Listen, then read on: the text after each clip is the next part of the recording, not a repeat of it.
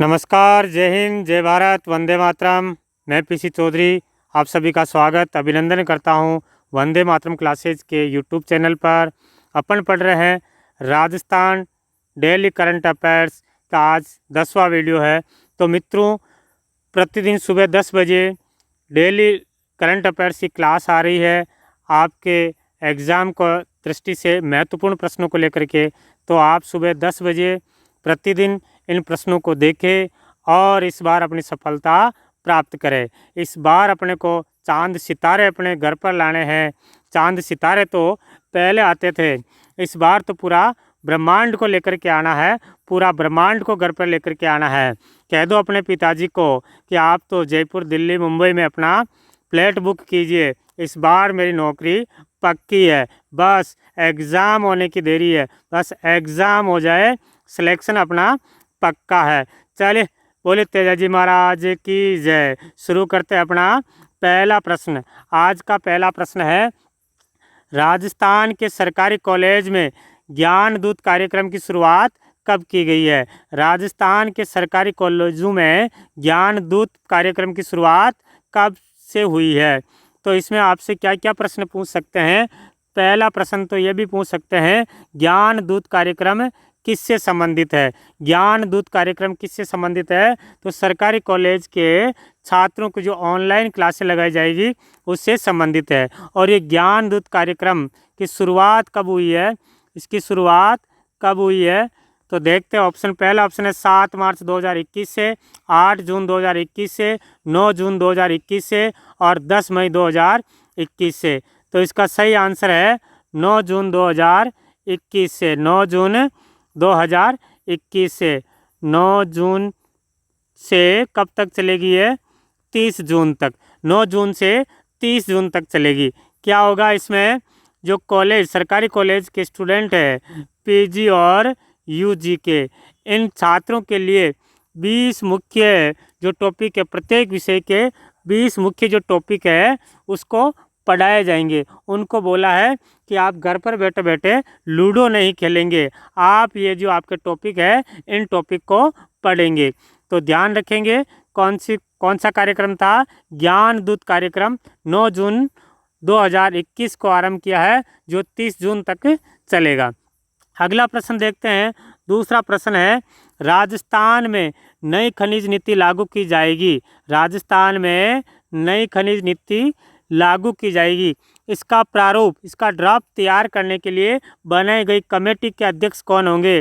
जो राजस्थान में नई खनिज नीति आएगी उसका जो प्रारूप तैयार किया जा रहा है, उस कमेटी के अध्यक्ष कौन होंगे? प्रेम सिंह बाजोर, ML तंवर, प्रमोद भाया या NK कोठारी? तो राइट आंसर क्या होगा? NK कोठारी। हो सकता है अगले महीने में अपनी नई खनिज नीति आ जाए, तो वो जो नई खनिज नीति बन रही है उसका प्रारूप जो है उसका अध्यक्षता कर रहे हैं NK कोठारी। चलिए, इससे पहले खनिज नीति कौन सी थी? तो इससे जो पहले जो खनिज नीति थी वो कब जारी की गई थी? वो जारी की गई थी 4 जून 2005 को। इससे पहले खनिज नीति कब जारी की गई? 4 जून 2015, 5 नहीं 15 है, 4 जून 2015 को जारी की गई थी। और क्वेश्चन आ जाए, पहली खनिज नीति कब जारी की गई? राजस्थान की पहली खनिज नीति कब जारी की गई है? तो पहली खनिज नीति 1978 में जारी की गई थी। मुख्यमंत्री कौन थे? बैरू सिंह शेखावत जी के काल में पहली खनिज नीति जारी की गई है। दूसरी खनिज नीति कब जारी की गई है? तो याद रखेंगे, दूसरी जो खनिज नीति है 1991 में जारी की गई है। तो पहली खनिज नीति 1978 में, दूसरी 1991 में, और नई खनिज नीति तैयार हो रही है। इससे पहले खनिज नीति 4 जून 2015 को जारी की गई थी। चलिए अगला प्रश्न देखते हैं। अगला प्रश्न जो आ रहा है वो है, राजस्थान का पहला नगर निगम जो कोरोना दिवंगत की स्मृति में एक उद्यान बनाएगा। कोरोना दिवंगत की स्मृति में एक उद्यान बनाएगा, वो नगर निगम कौन सा है? ठीक है, तो ये प्रश्न जो है नोट कर लेना, वनपाल वन रक्षक वालों, उनमें बहुत ही इम्पोर्टेंट प्रश्न है उनके लिए ये। तो जयपुर, भरतपुर, कोटा या बीकानेर? तो राइट आंसर क्या होगा? भरतपुर, भरतपुर में ये बनाया जाएगा। अगला प्रश्न देखते हैं। अगला प्रश्न है SDG इंडेक्स 2020-21 के अनुसार, SDG इंडेक्स 2020-21 के अनुसार लैंगिक समानता में राजस्थान का कौन सा स्थान मिला है? राजस्थान का कौन सा स्थान मिला है? तो पहले तो इसका फुल फॉर्म देखते हैं। SDG का पूरा नाम है, SDG का पूरा नाम है sustainable development goals, sustainable development goals, ये इसका पूरा नाम है SDG का। ठीक है, इसका जो रिपोर्ट है ये, इसमें रिपोर्ट आई 2020-21 में, 2020-21 में, जिसमें लैंगिक समानता में राजस्थान को जो स्थान मिला है, राजस्थान को 25वां स्थान मिला है। लैंगिक समानता में राजस्थान को 25वां स्थान मिला है। ठीक है, और इसकी बात करें कौन जारी करता है, तो नीति आयोग के द्वारा ये जारी किया जाता है।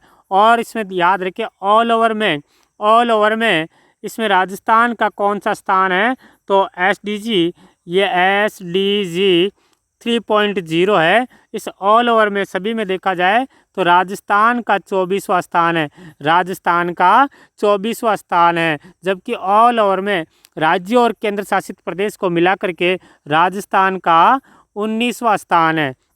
ठीक है, तो वापस देखते हैं प्रश्न। SDG इंडेक्स 2020-21 के अनुसार लैंगिक समानता में राजस्थान का कौन सा स्थान मिला है, तो लैंगिक समानता में राजस्थान का 25वां स्थान है। SDG का पूरा नाम है सस्टेनेबल डेवलपमेंट गोल्स है।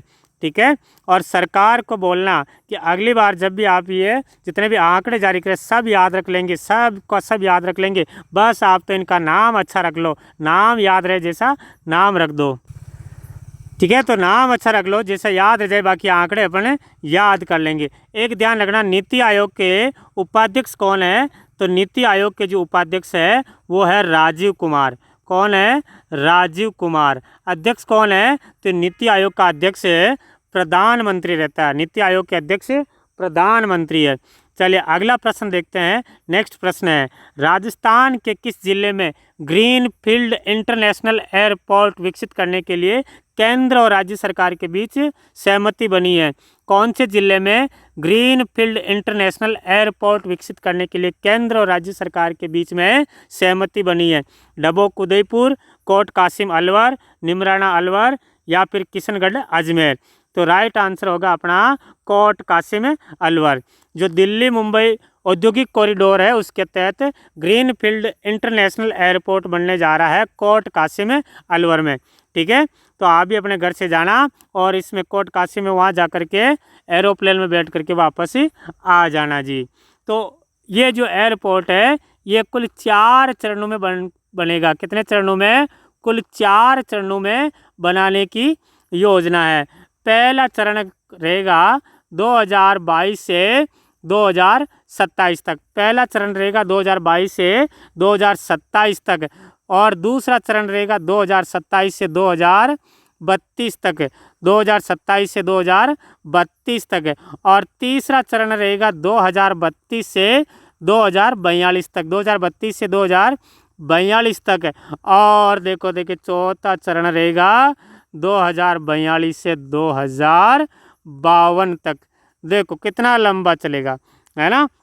चलिए नेक्स्ट प्रश्न की बात करते हैं। अगला प्रश्न है, राजस्थान में मीरा वाटिका, राजस्थान में मीरा वाटिका का निर्माण कहाँ किया जाएगा?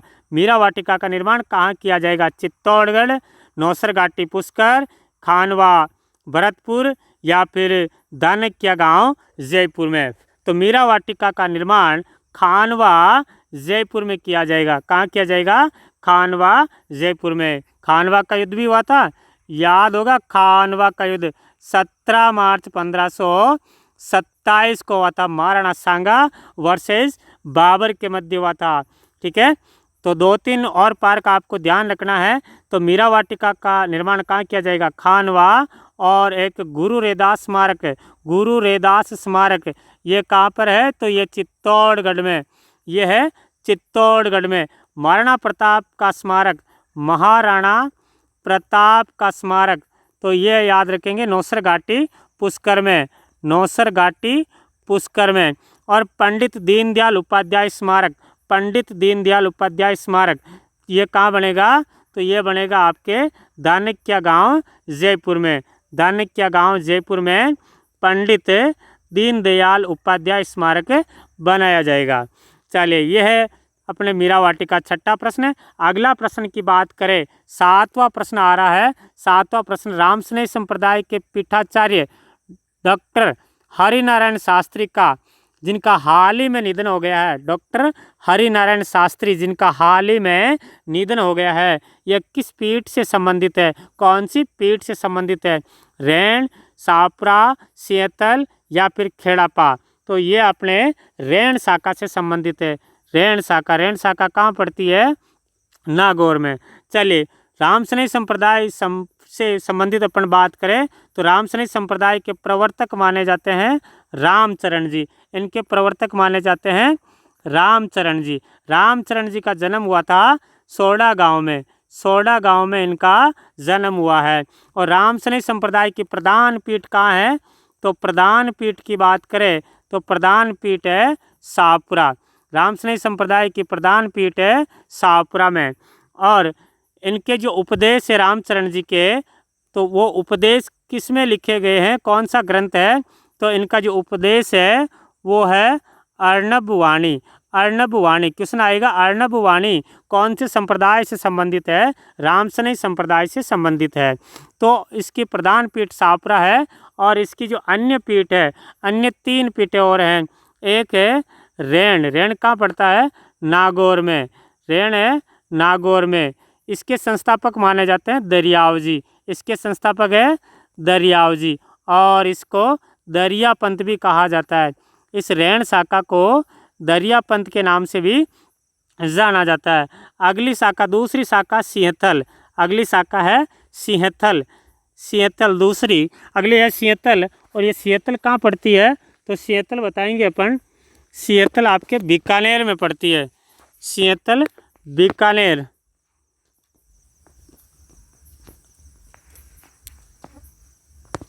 हाँ जी, तो बात करते हैं सिंहथल शाखा। तो सिंहथल शाखा ये कहाँ पड़ती है? बीकानेर। और इसके जो संस्थापक है वो है हरिराम दास जी। सिंहथल शाखा के संस्थापक कौन हुए हैं? हरिराम दास जी, ठीक है। और इनकी जो निशानी है वो ग्रंथ है, इसका जो प्रमुख ग्रंथ है उनका नाम है निशानी, निशानी, निशानी हरिराम दास जी का। और सिंहथल शाखा से संबंधित है। और एक शाखा और है जिसका नाम है खेड़ापा, अगली शाखा का नाम है खेड़ापा। चलिए, खेड़ापा ये कहाँ है? जोधपुर में।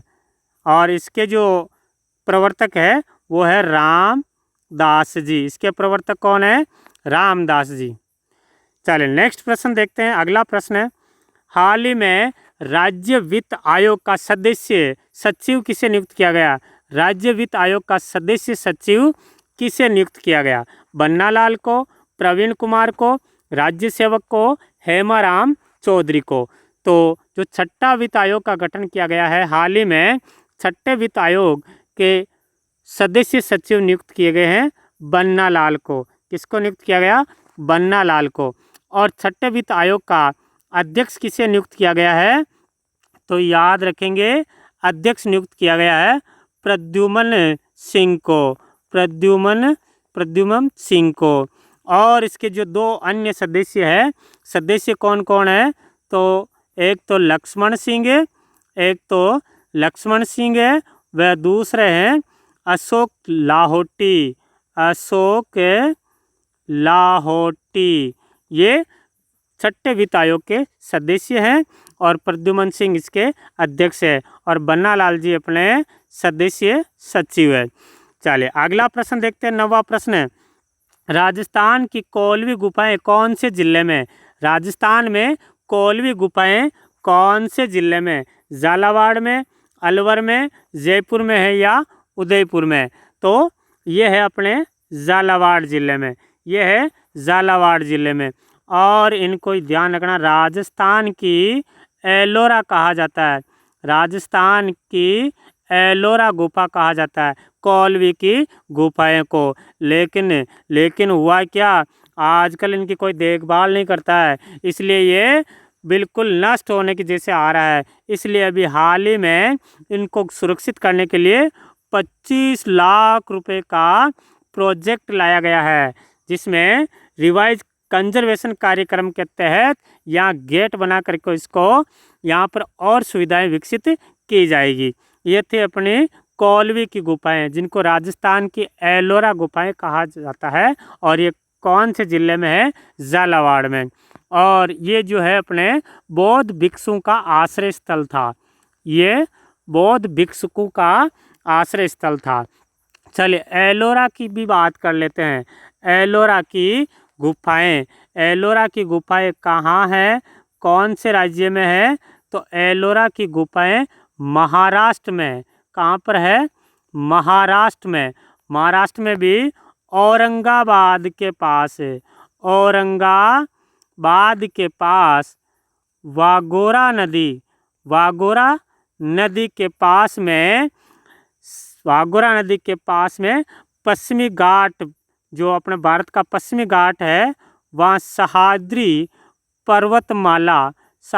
पर्वतमाला की जो चट्टानें कटी हुई है, एक चट्टानें कटी हुई है, इसमें कितनी गुफाएं हैं, कौलवी की जो एलोरा की गुफाएं हैं, इसमें टोटल कितनी गुफाएं हैं, तो ध्यान रखेंगे इसमें 29 गुफाएं, इसमें 29 कुल गुफाएं हैं। उनमें से 25 जो है ये विहार है, विहार मतलब इनमें आवासीय गुफाएं थी, और बाकी चार जो बची थी वो चैत्य गुफाएं, यानी प्रार्थना स्थल था। ये भी किससे संबंधित है, ये सभी बौद्ध धर्म से संबंधित है, ये सभी बौद्ध धर्म से संबंधित है। ठीक है, तो ये था अपना कौन सा प्रश्न था, कौलवी की गुफाएं। चलिए अगला प्रश्न 10वां प्रश्न है, बीसीसीआई के पूर्व चयनकर्ता और राजस्थान के किस पूर्व कप्तान का 1 मई को कोरोना के कारण निधन हो गया है। किशन रुंगटा, भंवर सिंह, गुलाब मोहम्मद खान और गौतम लाल मीणा। तो ये है अपने किशन रुंगटा, इनका 1 मई को निधन हो जाता है। ये बीसीसीआई के पूर्व चयनकर्ता और राजस्थान के पूर्व कप्तान रहे हैं। ठीक है, और अपन देखें मोहम्मद खान के बारे में, गुलाब मोहम्मद खान के बारे में देखें तो ये रहे थे अपने, यस चले 1 मिनट वीडियो,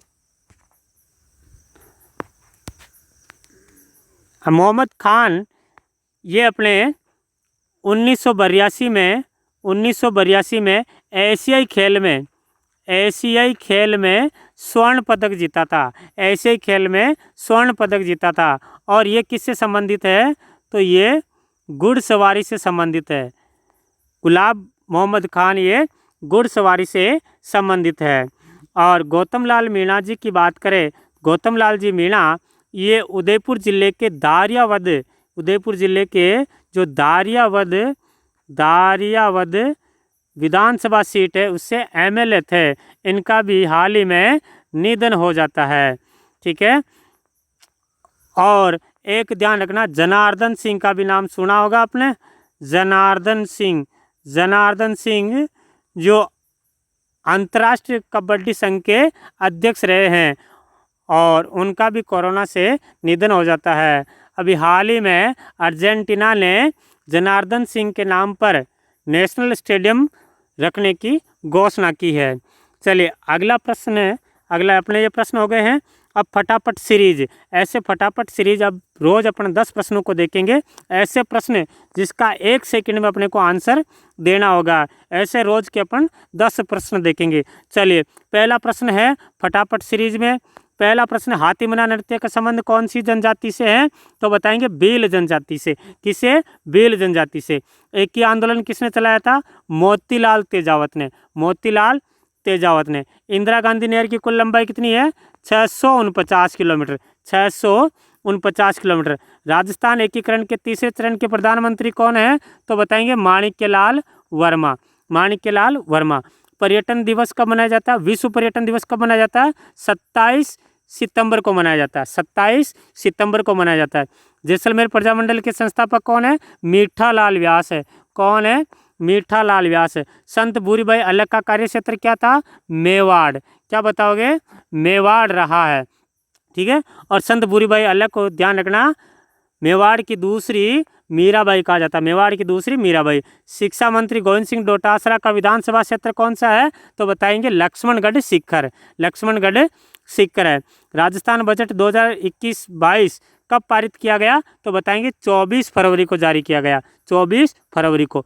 विश्व का प्रथम होम्योपैथिक विश्वविद्यालय कहाँ है? तो जयपुर है। कहाँ है? जयपुर है। तो ये थे आज के अपने प्रश्न, और मिलेंगे अपन कल वाली क्लास में। तब तक के लिए सभी को जय हिंद जय भारत। वीडियो लाइक नहीं किया तो जल्दी से आप लाइक कर दीजिए। और अब आपको बता दिया जाता है कि बहुत जल्दी ही अपन साथ में पटवारी, रीट, कांस्टेबल और ग्राम सेवक सभी के लिए मैथ्स की क्लासेज भी ऑनलाइन लेकर के आ रहे हैं। तो जल्दी से आप एक बार शेयर भी कर देना ताकि अधिकतम व्यक्ति इससे जुड़ जाए। जय हिंद जय भारत।